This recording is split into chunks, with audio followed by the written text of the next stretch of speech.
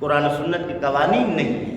اسلام میں تحفظ ضروری ہے، اور حکمران جناب والا عیاشی اور بدمستی میں مبتلا ہیں۔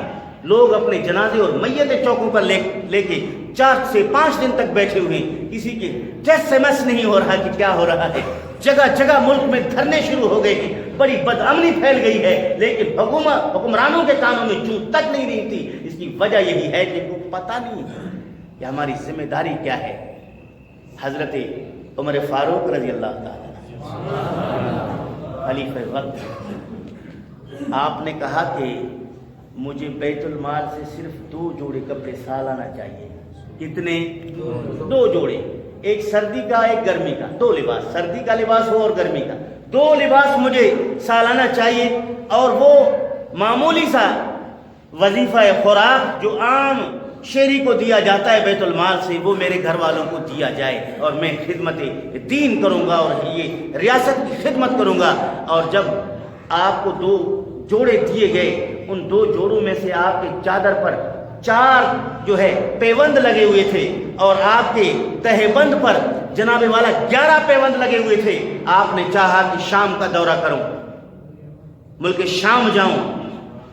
آپ کے دوستوں نے، حضور کے صحابہ نے کہا کہ آپ کے لباس بڑا خستہ ہے، اتنے پیوند کے ٹکڑے آپ کے چادر پر اور تہبند پر لگے ہوئے ہیں، وہاں عیسائی پادری بڑے ٹھاٹھ میں رہتے ہیں، ممکن ہے وہ آپ کا مذاق نہ اڑائیں، آپ کی طرف توجہ نہ کریں۔ امیر المومنین عمر فاروق رضی اللہ تعالی جلال میں آگئے، فرمایا اس کی عزت اسلام میں ہے، کپڑوں میں نہیں۔ اسلام میں عزت ہے، کپڑوں میں، چادروں میں، نئے چپوں میں، نئے کپوں میں، نئے تاج و تخت میں نہیں ہے۔ فرمایا میں اسلام کی شوکت ظاہر کرنے جا رہا ہوں۔ ایک خلیفہ وقت جن کے کپڑوں پر پیوند لگا ہوا ہے، لیکن جہاں سے گزرتا ہے دشمنان اسلام پر لرزہ طاری ہو جاتا ہے، کبھی طاری ہو جاتا ہے، وہ ڈرنے لگ جاتے ہیں، وہ بھاگنے لگ جاتے ہیں، کہیں ایسا نہ ہو کہ یہ مرد مجاہد یہاں کھڑے ہو کر اعلان جہاد نہ کر دے اور مسلمان مجاہد تلوار لے کر ہم پر ٹوٹ نہ پڑے۔ تو یہ شان اور شوکت کپڑوں میں نہیں ہے۔ آج صبح کا لباس اور ہے، دوپہر کا اور ہے، شام کا اور ہے، پھر آدھی رات کا اور ہے، صبح کا کھانا اور ہے، گھنٹے کا اور ہے، 2 گھنٹے کا اور ہے۔ اتنے عیاشی میں بدمست ہیں، اب میتیں پڑے ہوئے ہیں، جنازے پڑے ہوئے ہیں، ان نئے کپڑوں میں ان کو ہوش کہاں ہے، ان بار بار کے کھانوں میں انہیں ہوش کہاں ہے۔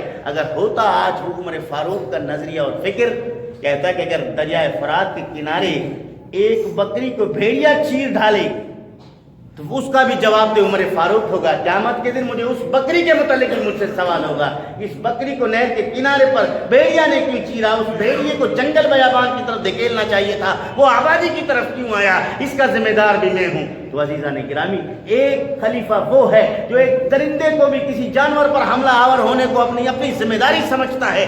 آج دن دہاڑے مزدوروں کا قتل عام کیا جا رہا ہے، روٹی کمانے کے لیے جا رہے ہیں، بغیر کسی مذہب کے، بغیر کسی نسب کے، انسانی انسانیت کے ناطے بات کر رہے ہیں۔ ہم ملکی امن و امان کے تحت بات کرنا چاہتے ہیں۔ ہر انسان کو آزادی ملنی چاہیے، روزگار کرنے کے لیے کھلی جو ہے اس کو سکون کے ساتھ جانے کا اختیار ہونا چاہیے۔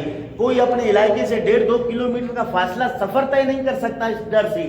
تو اس ملک میں آپ کہیں کہ میں ریاست مدینہ بنا رہا ہوں، تو ریاست مدینہ اس چیز کا نام نہیں ہے جہاں سردی میں لوگ اپنے پیاروں کو لے کر بیٹھے ہیں۔ اور پھر یہ بھی ایک عجیب رواج ہے، اب ان بے حس حکومتوں سے اپنے میتوں کو باہر رکھ کر، یہ بھی کوئی عقل مندی نہیں ہے۔ تو چاہیے تھا کہ اس طرح نہ کرتے، وہ اپنے ورثاء کو جو اپنے وفات شدہ جو ان کے مقتولین ہیں ان کو دفنا دیتے، اس حکومت کے آسرے پر بیٹھ کر ان سے ہمدردی لینے کے بجائے وہ اللہ رب العالمین کی بارگاہ میں ملتجی ہوتے۔ تو عزیزان گرامی، اس ملک میں ہم جی رہے ہیں جہاں انسان کو انسان نہیں سمجھا جا رہا،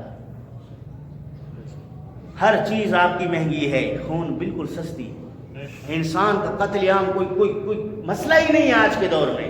تو عزیزان گرامی، اللہ تعالیٰ جل شانہ ہمیں امن کی زندگی نصیب فرمائے۔ ہم آپس کے معاملات میں، آپس کے اختلافات میں، آپس کے تنازعات میں پڑے ہوئے ہیں۔ آج ایک بندہ اس شکار کے دوران ایک گھونسلے سے پرندہ اڑ کر شکار کے لیے اپنے دانہ چگنے کے لیے جاتا ہے، وہ شکاری کے دام کے نظر ہو جاتا ہے۔ یہی انسان کی حیثیت ہے۔ آج ایک انسان ایسا ہی ہے کہ وہ دام لگا کے بیٹھا ہوا ہے، شکاری، کوئی آئے تو ہم اس کا گلا کاٹیں، کوئی آئے تو ہم اس کو جناب چھیتڑے اس کے اڑا دیں، اور حکمرانوں کو کوئی فرق نہیں۔ اور اتنی زیادہ چوکیاں ہونے کے باوجود، اتنی زیادہ سیکورٹی کے انتظامات کے باوجود ملک کے اندر کیا ہو رہا ہے؟ بائک والا سبزی لینے کے لیے جائے تو 400 روپے جیب میں لے کر جائے، ورنہ جگہ جگہ اس کو 50 دے کے وجہ سبزی کے ٹھیلے تک جا کے پہنچے۔ تمہارا کاغذ کہاں، تمہاری شناخت کارڈ کہاں، نمبر کہاں، فلاں کہاں، یہ کہاں؟ ایک عام شہری کو اتنا پریشان کیا جا رہا ہے، اور بدماشوں کے لیے، دہشت گردوں کے لیے کوئی قانون نہیں ہے۔ آپ یہاں سے کراچی تک گاڑی لے کر جائیں، کتنی جگہ پہ آپ کو روکیں گے؟ سب کچھ ہونے کے باوجود، لیکن وہ پتہ نہیں کیسے آ کے لوگوں کو مار کے چلے جاتے ہیں۔ تو اللہ تعالیٰ جل شانہ ان تمام اداروں کو خدمت سر انجام دینے کی توفیق دے۔